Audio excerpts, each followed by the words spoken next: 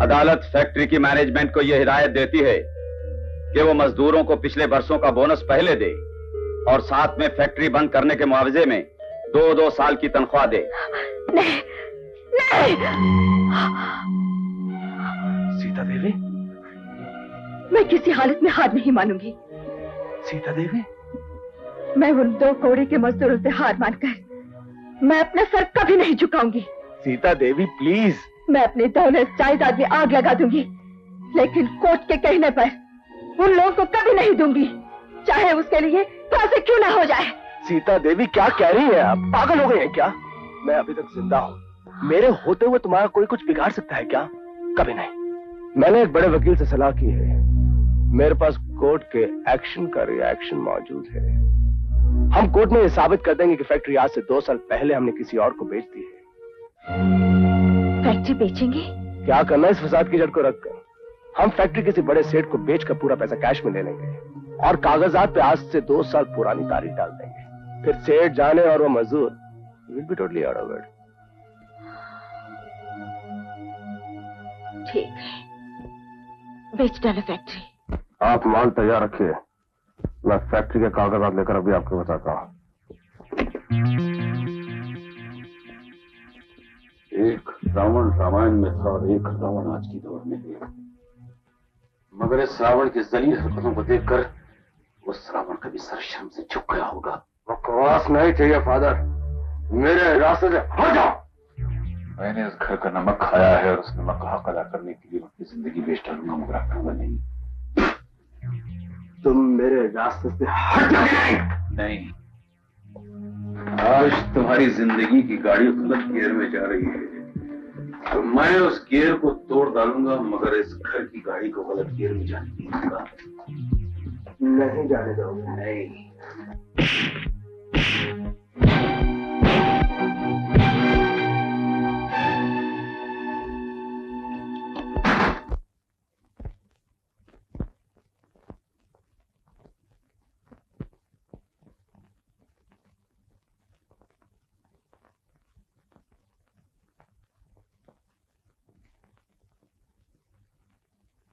सीता, चलो घर चले। घर? किसका घर? अपना घर, हमारा घर। हमारा?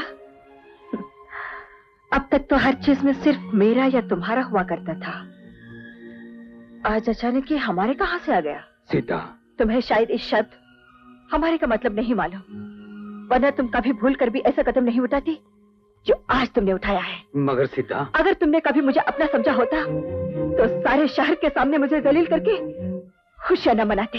खैर, खुशियां मनाई या नहीं मनाई इसकी सफाई मैं नहीं देना चाहता, लेकिन इतना जरूर कहूंगा सीता, आज तक जो कुछ भी हुआ उस हर चीज की पहल तुम्हारी तरफ से हुई। हाँ हाँ, हर चीज की पहल मेरी तरफ से हुई थी। धमकियां भी मैंने दी थी, भूख हड़ताल भी मैंने की थी, कोर्ट में भी इस मामले को मैं लेकर गई थी। नहीं, वो मैं लेकर गया था। तुमने बोनस देने से इनकार कर दिया तो मजबूर होकर मुझे भूख हड़ताल करनी पड़ी। तुमने कहा अदालत में चले जाओ, तो हम चले गए, बस। वाह, मैं जो जो कहती गई वो तुम करते चली गई। अगर मैं ये कहती कि चुरा उठाओ और मेरा खून कर दो, शायद तुम वो भी कर देती, है ना? सीता, इस वक्त तुम जिद पर अड़ी हो, और जिद एक ऐसी आग है जिसमें आदमी पहले तो जलता है, और जब आग बुझ जाती है तो छालों के दर्द से कराहता है, तड़पता है। मैंने तुम्हें पहले भी मना किया था, यहाँ आकर समझाया भी था, लेकिन तुम नहीं मानी। हाँ, तुम आए थे और अपने साथ मेरे दुश्मनों की पूरी फौज लेकर आए थे, उनको ये दिखाने के लिए कि आओ और तमाशा देखो मैं अपनी पत्नी का सर तुम्हारे सामने कैसे झुकाता हूँ। और उसके बाद तुम मुझसे उम्मीद रखते हो कि मैं तुम्हारी बात मान जाऊं? क्यों? तुम्हारी इज्जत है, मेरी इज्जत नहीं। कौन? मैं तुम्हारा सर झुकाना चाहता था? सीता, तुमने कभी किसी बात को सही ढंग से समझने की कोशिश की है? उस दिन मैं तुम्हारी भलाई के लिए तुम्हें समझाने आया था, तुम्हारा सर झुकाने नहीं। मेरी भलाई के लिए?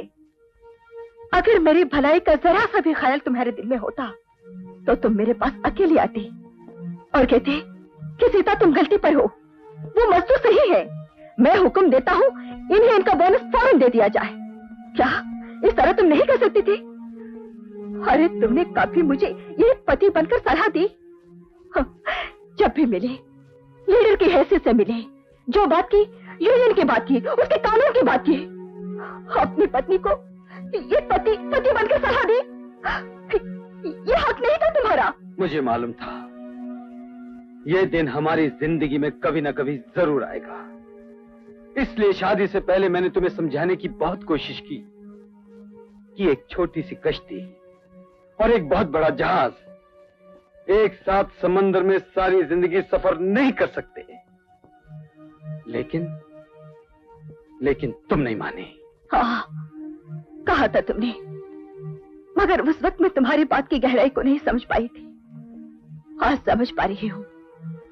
आज मुझे इस बात का एहसास हो रहा है कि छोटी सी कश्ती तूफान में गिर भी जाए, वो किसी भी तरह गिरते पड़ते उलटते पुलटते किनारे तक पहुंच जाती है। लेकिन मौत तो जहाज की होती है, वो तूफान में फंस गए तो बस मर गया। उसका खुद अपना वजन उसे 20 सागर में ले डूबता है।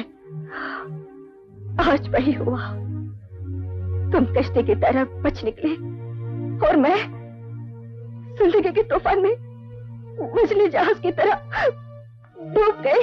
बस सीता बस, बहुत हो गया, अब हद से बाहर होता जा रहा है। मैं तुमसे फजूल बहस करना नहीं चाहता। मैं तुमसे पति के नाते पूछता हूँ कि तुम मेरे साथ घर चलती हो या नहीं? मैं भी तुमसे एक पत्नी के नाते कह रही हूँ कि जब तक तुम उन लोगों का साथ नहीं छोड़ोगे, मैं तुम्हारे घर की दहलीज पर कदम नहीं रखूंगी। सीता, बात तुम्हारे और मेरे बीच की है। तुम उन गरीबों को बीच में घड़ी घड़ी घसीट कर क्यों लाती हो? इसलिए कि वही लोग तुम्हारे और मेरे बीच दीवार बनकर खड़े हुए हैं, इसलिए कि वही लोग हमारी जिंदगी में बर्बादी का बीज बो गए हैं। सीता, जिस तरह पति और पत्नी का रिश्ता प्यार और विश्वास की बुनियाद पर खड़ा होता है, उसी तरह मालिक और मजदूर का रिश्ता भी होता है। अगर पति गलत राह पर हो तो उसे सही रास्ते पर लाना पत्नी का काम है, और अगर पत्नी गलती करे तो उसे समझाना पति का काम है। यही साझेदारी मजदूर और मालिक में होनी चाहिए। आज तुम जिन मजदूरों को गालियां देती हो, उनसे नफरत करती हो, एक दिन वही मजदूर तुम्हारे सच्चे दोस्त और हमदर्द साबित होंगे, मगर तब तक बहुत देर हो चुकी होगी।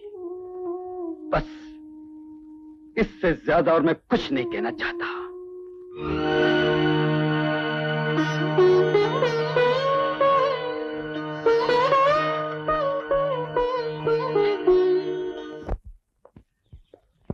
मैडम, वो सिर्फ चाहता है कि आप खुद उसे आके मिलें और उसे समझाएं। आपको सिर्फ कागजात पर साइन करना है, बाकी मैं सब संभाल लूंगा। I am very sorry for the inconvenience. कोई बात नहीं, लेकिन मैं सिर्फ इतना ही चाहती हूँ कि उन मजदूरों का सर मेरे सामने झुक जाए। जरूर झुकेगा मैडम, आइए प्लीज।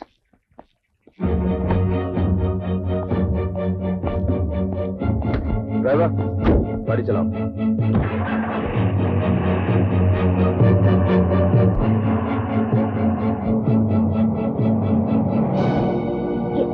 ये मुझे कहाँ ले जा रही हो? वहीं जहाँ तुम्हें जाना चाहिए। ड्राइवर, गाड़ी चलाओ।